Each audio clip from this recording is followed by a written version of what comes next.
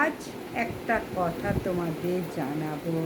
এই যে ট্রেনে, বাসে, রাস্তাঘাটে মাথায় হাত দিয়ে আশীর্বাদ করে।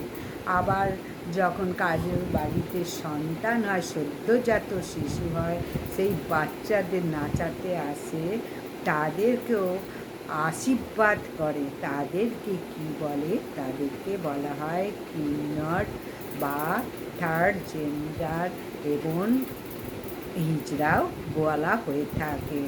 এই যে কিন্নর মানুষকে আশীর্বাদ করে এবং এই আশীর্বাদ ফলে যায়। শাস্ত্রে এমন এক জায়গায় এই কথাটা আছে যে আশীর্বাদ ফলে কেন।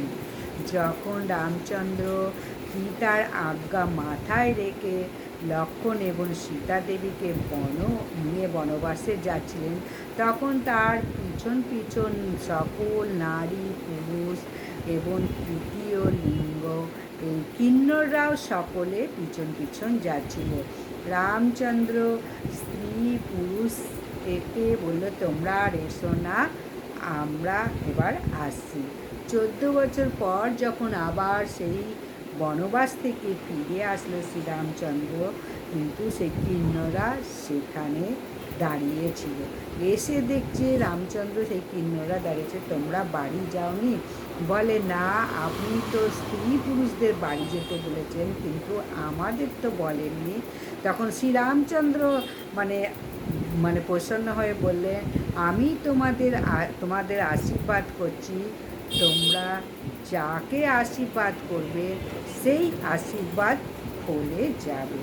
আর তোমরা আজ থেকে আশীর্বাদ করার অধিকারী হলেন। আমরা কি করি? গুরুজন, ঋষি, ব্রাহ্মণ এরা সব আশীর্বাদ করেন, কিন্তু রামচন্দ্র এই আশীর্বাদ দিয়েছিলেন, আশীর্বাদ দেওয়ার বিধান দিয়েছিলেন এই কিন্নরদের। তাই রাস্তাঘাটে যখন ট্রেনে বাসে দেখি কিন্নর এসে মাথায় হাত দিয়ে, কোনো কথা নেই, বার্তা নেই, বলে তোমাকে আশীর্বাদ করলাম, আমাকে টাকা দাও। তা সেই আশীর্বাদ করার অধিকার প্রভু রামচন্দ্রই দিয়েছিলেন এবং এই আশীর্বাদ অনেক সময় ভুলেও যায়। তাই সেই ভয়ে যে যা চায় সে তাই দিয়ে দেয়। তা কথাটা একদমই সত্য। এটা পুরাকালের ঘটনা। শ্রীরামচন্দ্রের আশীর্বাদ প্রাপ্ত হয়ে এই কিন্নরা আশীর্বাদ মানে ফলে গেছে, ফলে যায় আশীর্বাদ করলে। তাহলে কারা কারা এই জিনিসটা জানো তারা আমাকে কমেন্ট করে জানাও। আর যারা না জেনে থাকলে অবশ্যই সেটাও জানাও, কোথা থেকে বলছো সেটাও আমাকে জানাও।